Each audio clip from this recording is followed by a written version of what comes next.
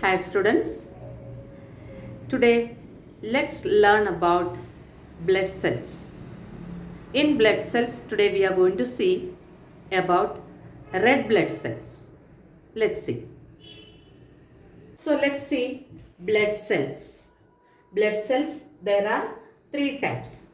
Number 1 RBC, number 2 WBC, number 3 platelets. These are the blood cells. Now, first we are going to see RBC. RBCs are otherwise called erythrocytes. What is it called? Erythrocytes. These are one of the cellular components. They are one of the RBCs are one of the cellular components of blood that gives the liquids its characteristics color, which color? Red color, and is also responsible for the circulation of oxygen to the body tissue. What is RBC? RBCs are otherwise called erythrocytes. They are one of the cellular components of blood that gives the liquid its characteristics color to the blood. It gives color. Which color? Red color. And what else? Also responsible for the circulation of oxygen to the body tissue. Let's see where these RBCs are produced. RBCs are produced in bone marrow. Initially, it has nucleus. When the RBCs are produced, at that time, it has nucleus. Later on, it loses its nucleus. Why it loses its nucleus? To accommodate more hemoglobin. Why hemoglobin is necessary? Why it accommodates more hemoglobin? Because oxygen has to combine with this hemoglobin, then it becomes oxyhemoglobin, and then the blood transport this oxyhemoglobin to the body cells. That is why this RBCs loses its nucleus and accommodate hemoglobin. Once again, RBCs are produced in bone marrow. Okay, when it is produced, at that time it has nucleus. That means initially it has nucleus when it is produced. Later on, it loses its nucleus to accommodate more hemoglobin. Why? Oxygen has to combine with this hemoglobin, and this oxyhemoglobin has to be carried to the body cells. So, oxygen combined with hemoglobin and blood transport this oxyhemoglobin to the body cells. Let's see what gives red color to RBC. Hemoglobin, which is an iron-rich protein, gives red color to RBC. We all know that RBC contain hemoglobin. Okay, this is iron-rich protein that gives red color to RBC.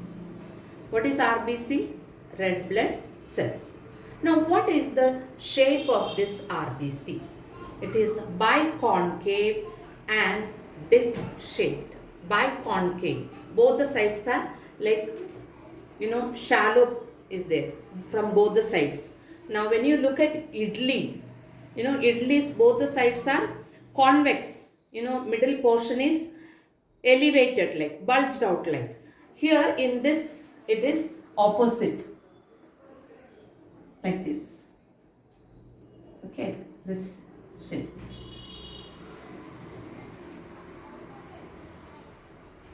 Okay, both the sides are shallow. In the diagram, I cannot show exactly like, but both the sides are concave, biconcave. Both the sides are concave. Okay, it is called biconcave. This is convex. Both the sides, this portion is elevated like this. Okay, so this portion. Then it is called convex. Now here it is biconcave. Now shape is biconcave and it is disc shape. Okay, shape is like disc. And then lifespan of this RBC is 100 to 120 days. After that it died. This RBCs die and destroyed by the liver. Here in your textbook it says it is destroyed by the liver. But actually it is destroyed by the spleen. I will explain to you about the spleen. Let's see what is spleen and what is the function of spleen. If you want to know exact shape of this RBC, you all know this poppins. You all might have eaten this poppins. This poppins, when you open inside this, there are poppins like this. Okay, poppins. Okay, the shape of this, the center part is little shallow. Okay, both the sides, center part is shallow, and this is how the RBCs look like. Okay, RBCs are like this, red in color, and both the sides are, center part is shallow, and that is why it is called biconcave. Biconcave, and it is the shape, disc shape. Okay, hope you understood. Let us learn about spleen a little bit. Let us learn. Okay, so what is spleen? Spleen is a fist-sized organ in the upper left side of our abdomen, next to stomach and behind left ribs. Okay, it is a fist-sized organ in the upper left side of your abdomen, next to your stomach and behind your left ribs. This is what spleen. Why spleen is important? Let's see that. Spleen is an important part of our immune system. Spleen is an important part of our immune system. And without spleen also we can survive. We can survive without spleen. In that case, liver does the many of the functions. Okay, liver does many of the spleen's function. What it does actually, the spleen controls the level of blood cells, RBC, WBC and platelets. These are the blood cells. Now these blood cells level the spleen control. It screens the blood, not only controlling the level of blood cells, it also screens the blood and then remove all the old and destroyed or damaged red blood cells. It remove all the old and damaged red blood cells. Now we said that RBCs are destroyed in spleen. In the spleen, RBCs are destroyed. The lifespan of RBCs, I already said, 100 to 120 days. And after this, what happens to RBC? The spleen remove them. The spleen remove these RBCs from the circulatory system. Red blood cells are there in the circulatory system. From that, the spleen remove these RBCs when after they have served their purpose. Okay, once it is old, then they can't do any more their purpose. They can't fulfill the purpose. So the spleen remove them, and that is why it is called graveyard. Spleen is the graveyard of RBC. RBCs are destroyed in the spleen. Okay, actually it is destroyed in spleen. In absence of spleen, liver does that. Okay, so spleen is an important part of our immune system. Without spleen also we can survive. Okay, in that case liver does many of the spleen's functions. What actually spleen does? It controls the level of blood cells, RBC, WBC and platelets. The spleen screens the blood and remove all the old and damaged RBCs. RBC's lifespan is 120 days.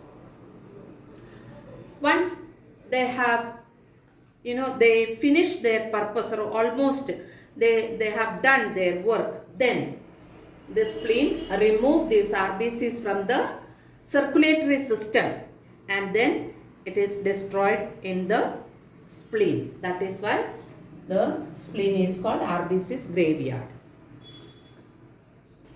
What are the main functions of RBC? RBC carry oxygen towards the tissues from the lungs. RBCs carry oxygen towards the tissue. Our tissues need oxygen, so RBC carry oxygen towards the tissue. From where? From the lungs. How it carry? We know that RBC, blood contain RBC. Okay, this RBC contain hemoglobin. Oxygen bind with the hemoglobin and then it becomes oxyhemoglobin. And this oxyhemoglobin, blood transport this oxyhemoglobin to the tissues. Second one, carry carbon dioxide away from the tissues. Carbon dioxide is a waste. We don't need to keep that in the body. So we need to throw out. For that, from the tissues, this RBC carry this carbon dioxide, bring towards the lungs to breathe out. Then third point, RBCs helps in determining a person's blood group or blood type.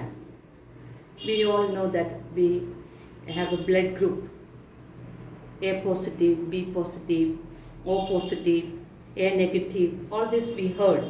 We know that. So this who helps in determining RBCs.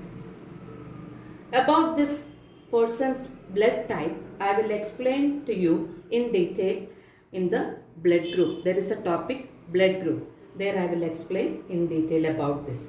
Okay, so once again, we'll see the functions of RBC. RBC carry oxygen towards the tissues from the lungs.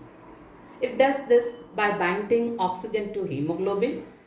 RBC carry carbon dioxide away from the tissues towards the lungs. Then RBCs helps in determining a person's blood type. These are the main functions of RBC. If you like my video, please like, share and subscribe. Press the bell icon to stay tuned.